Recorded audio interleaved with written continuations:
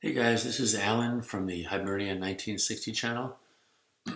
Today I wanted to talk to you about climate change and what I see as a pretty big deception. Some people might know about it, but from what I can see, a lot of people don't. And we have websites like this, the news websites like Breitbart, that, don't get me wrong, I think Breitbart they have some pretty good information on here, but, they are only seemingly conservative. And sometimes I look at it and I say, you know what, I'm looking at some misdirection here. And I'm going to tell you why here with climate change. As you can see, it says The Guardian, another newspaper, or, online news organization, says climate change is a greater threat than terrorism. And so what Breitbart does is they go through here and they try to systematically dismantle that whole idea that climate change is greater than terrorism. But unfortunately, through this whole thing here, they're leaving out something really important. And this is why I believe sometimes Breitbart is misdirection, disinformation, almost a gatekeeper on some issues. And that is that you can't talk about climate change unless you talk about geoengineering.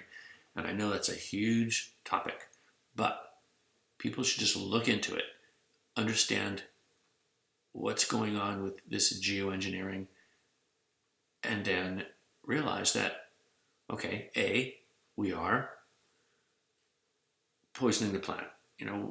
Without a doubt, there's between corporations and their pollution, and I'm sure even with the newer unleaded clean gas, there's some pollution, but that's not changing the climate. And so we have this argument between people, whether you believe in climate change or you don't. Well, that's just like saying who's better, the right wing or the left wing. They're both corrupt. And so what we have here is, the argument. People think that if you don't believe in climate change, you don't think the planet's being polluted. But obviously that's not the argument. We do need to be nicer to the planet. We should all agree upon that. But that doesn't mean that there's legitimate climate change. I even think we can even go as far as saying there is climate change. But the problem is that, like I said, it's geoengineering. And I'm not going to spend a lot of time. I'll let you look into what geoengineering is, do some research on it. It's even in the Scientific American magazine. I think I found over the history like 8 articles in Scientific Americans talking about geoengineering and why the scientists think it's okay to do. So, yeah, it's definitely something that's real. Nobody talks about it. Breitbart doesn't even bring it up here. They're just bringing you back to the same old rudimentary argument of, arguing that climate change isn't real. So this is bothersome for me. Why would they the biggest question people would ask is, why would they use geoengineering to change the climate? And does geoengineering even change the climate? Well, what it does is it gives us some extremes. Like today in Southern California, it's 105 degrees. Yesterday was 112. I think there's something going on there. I have ideas from looking at weather for so long. But why they would do it? Well, there's quite a few articles about this. And this is probably, in my opinion, the biggest reason. I think they make hurricanes worse. Whatever kind of weather is existing, I think they can, with certain technology, they will just modify it and amplify the weather to make it more extreme. So here it says in this open markets website, weather derivatives, hedging on Mother Nature. So this is an article about buying weather futures and how it works. And so we basically have multi-billionaires and the wealthiest people in the world betting on the weather. And how it works is, and I'll just give a real brief description here, is that these contracts, I'll just read this part here. Weather derivatives derive their value from climatic conditions such as temperature, snowfall, hurricanes, and rainfall. Temperature, in there, the big one in there is drought. And I can say that in California because they've been creating high pressure systems off the coast in Southern California, so we get no rain. An important set of contracts are temperature-based future contracts. Contracts are offered for trade based on the temperature across a range of the United States, Europe, and Australian cities such as Brisbane, Sydney, and Melbourne. Here says the most common contracts are HDD and CDD, which are cooling degree days and heating degree days. And what they do is over a fixed period of a month,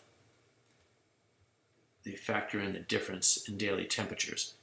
And they basically buy weather futures. And so you can see where if weather is, if you buy enough of these weather futures and you're able to manipulate the weather into the window that you bet on, basically, then you're going to make a lot of money. So just the fact that these weather derivatives are legal is quite amazing to me. And so that would be my answer, one of my answers to why are they doing this. I think there's multiple reasons, and I'll probably make a video going into those multiple reasons why we have the fires in California and basically all over the western United States. But this, I just want to make kind of a general overview of geoengineering and the fact that these, going back to Breitbart, the fact that nobody's talking about it. We have, conspiracy conspiracy videos speaking of it. But like I said, the argument of climate change versus no climate change, that's just such a low level type argument. The one YouTube channel I like to go to, because he does the West Coast, basically where I live, and all the storms and all the precipitation off the West Coast and how it's being manipulated, is this gentleman, One Pacific Redwood. I don't know what his credentials are, but he sounds like he's a meteorologist. He knows a lot. And I learned a lot from him. And I also I saw the maps he used. I went to the National Ocean and Atmospheric Administration websites and actually looked at the weather maps myself and learned patterns so I could see myself what he was talking about. So this is a really good channel if you want to learn more about the weather and how it's being manipulated. Another YouTube channel to go to, I think it's a little bit of disinformation, but you can learn a little bit about more about rainfall and how they use these cooling towers to create a lot of precipitation, and how they use these NEXRAD, which is next generation radar Doppler systems, to heat up the atmosphere to create high pressure systems. The reason why I think this guy might be a little bit of disinfo is because he claims that we don't have any more natural weather, and he claims that that's why they have to keep doing this. So he's actually making an excuse for why they're doing it. And he also claims that the drought in California is because there is no weather anymore, and that almost tells me it's at this point natural when it isn't. We've had high pressure systems created off the West Coast for years now, and I think people are making a lot of money off it by betting on a drought. So this is just a basic overview on what I wanted to show you. We have people like Breitbart arguing about climate change in a very, very low-level format here. The fact that there are weather derivatives out there, and just that in itself it's just bad. It's corrupt. And here's a couple YouTube channels you can go to. I prefer One Pacific Redwood, but like I said, this guy here, Weather War 101, this will give you a different angle and he does the East Coast where there's more storms. So that's about all I have for now. And I think what I'll do is I'll make more specific videos after this, probably in the next week or two, that have to do with geoengineering and a little bit of more of what I know. Okay, so with that, I am out.